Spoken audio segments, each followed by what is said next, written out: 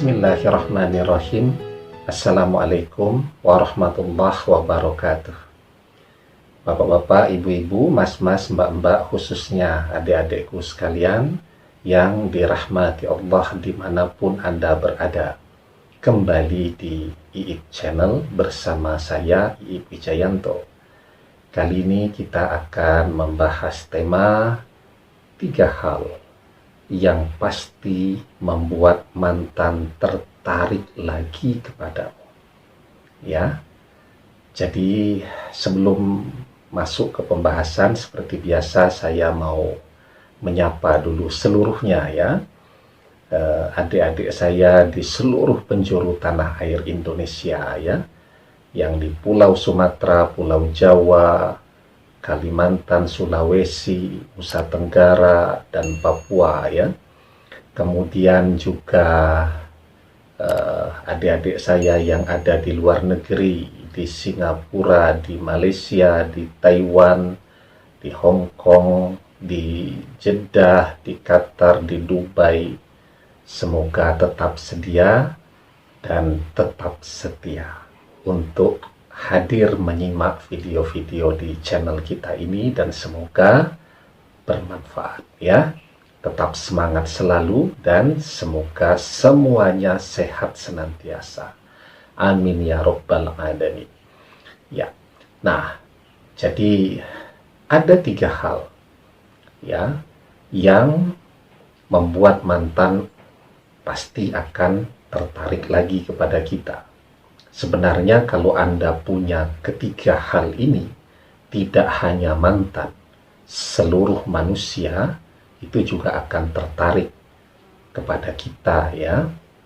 Jadi kita harus memahami karakter zaman di masa kita hidup ini ya. Saya sebut sebagai zaman di mana materi dijadikan sebagai acuan, atau kalau ilmuwan-ilmuwan barat menyebutnya sebagai zaman post materialism ya, atau ada yang menyebutnya sebagai zaman milenial, atau ada juga yang menyebutnya sebagai zaman yang segala sesuatunya diukur dari materi dan lain-lain ya. Nah, intinya sama, bahwa di zaman ini ketertarikan orang itu umumnya akan lahir karena faktor yang bisa dilihat, yang bisa dirasakan, dan kemudian yang bisa dimiliki ya.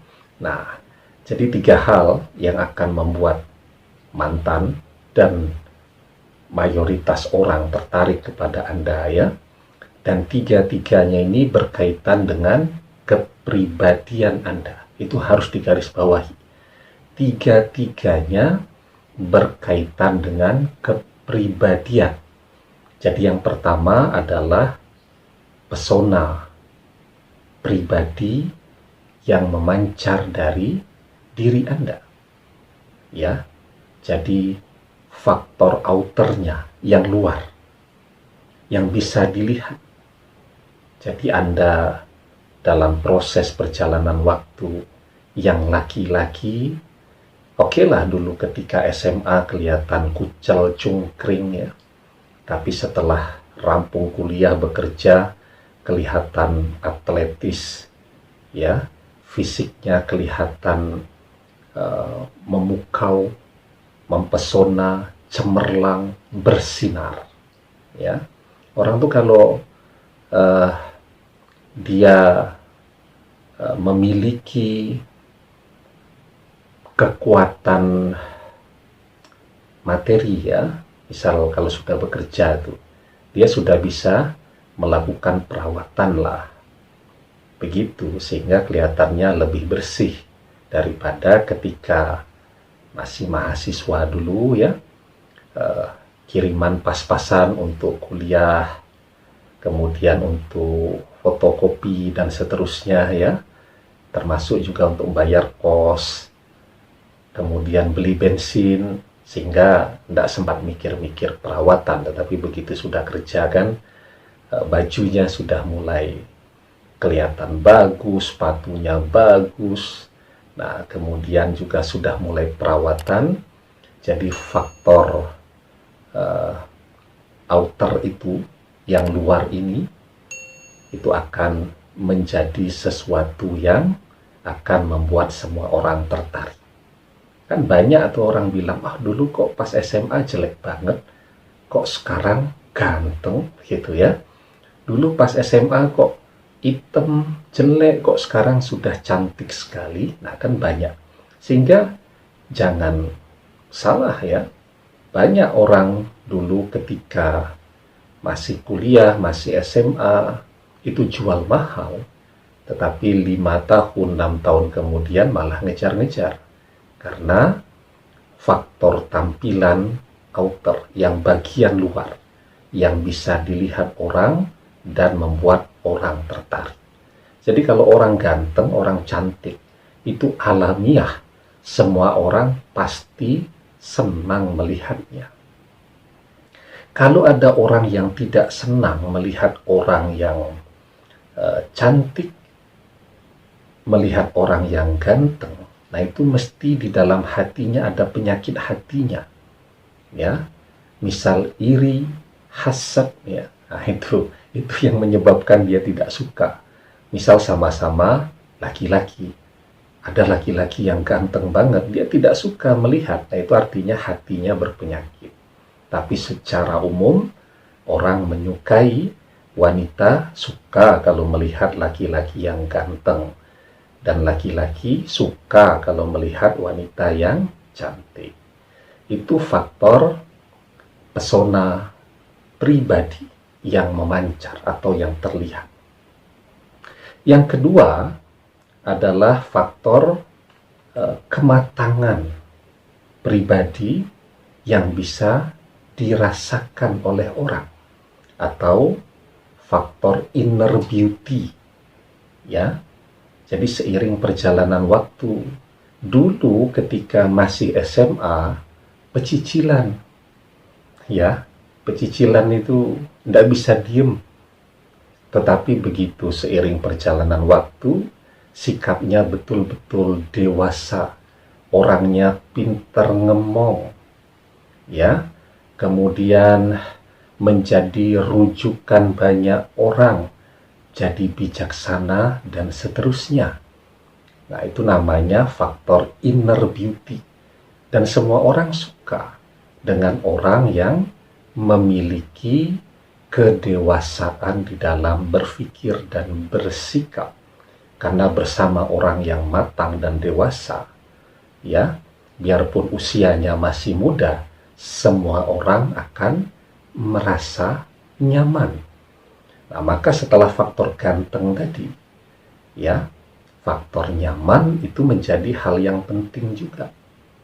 Ya, sehingga kita sering lihat kok suaminya biasa-biasa saja, istrinya cantik. Nah, bisa jadi memang yang bersangkutan dalam proses perjalanannya jatuh cinta kepada kedewasaan bersikap dan berpikir dari pasangannya tadi, sehingga bisa ngemong, bisa mengayomi yang bersangkutan, ya. Nah, itu faktor yang kedua. Jadi faktor yang pertama adalah pesona pribadi yang kelihatan, yang kedua adalah kematangan pribadi yang di dalam inner beauty. Nah, yang ketiga ini yang paling penting, ya. Tapi sebelum saya jelaskan, yang belum subscribe jangan lupa ya untuk pencet tombol subscribe ya. Dan saya doakan yang subscribe semoga mantannya segera kembali. Amin ya. Nah, jadi yang ketiga nih yang paling penting. Setelah yang pertama tadi pesona pribadi yang keluar, pribadi juga.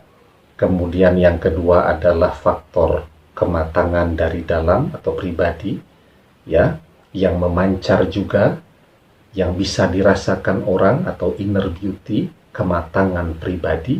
pesona, kematangan. Nah, yang ketiga, ini kepribadian juga, yakni properti pribadi yang dimiliki. Ya, zaman sekarang ketika materi menjadi parameter utama kehidupan banyak orang, kalau ada orang yang sudah mapan, punya mobil, punya rumah, gaji besar, tabungan banyak, dari tidak jatuh cinta bisa diatur dan bisa dipelajari dalam proses perjalanannya. Begitu juga mantan, ya, ketika dia menoleh ke orang ketiga, ya, lewat 1-2 tahun ternyata orang ketiga itu stuck, jalan di tempat dari aspek finansial dan properti. Capek dia, tiap hari harus ngirit, ya, tiap hari harus berhemat, belanja sedikit dimarahi.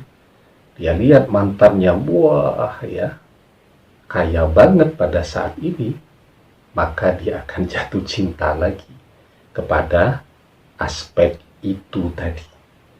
Karena itu faktor kepemilikan properti ini adalah hal yang sangat penting sebagai modal hidup di zaman yang materi menjadi perhatian semua orang. Karena itu kita diajarkan, ya, untuk selalu bersemangat, termasuk juga mencari materi tadi. Harus semangat, ya.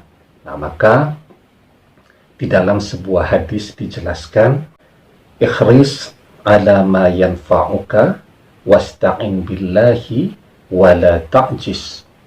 Bersemangatlah melakukan hal yang bermanfaat untukmu dan meminta tolonglah kepada Allah, serta janganlah engkau bermalas-malasan. Ya, jadi Anda masih muda-muda, harus bersemangat untuk mencari hal-hal yang bermanfaat untuk diri Anda, untuk masa depan Anda.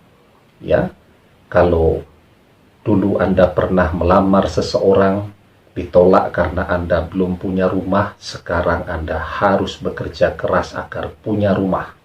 Agar ketika Anda melamar lagi, tidak ada satu orang pun calon mertua yang sanggup menolak Anda, karena mereka semuanya terpesona kepada keindahan properti yang Anda miliki, properti pribadi.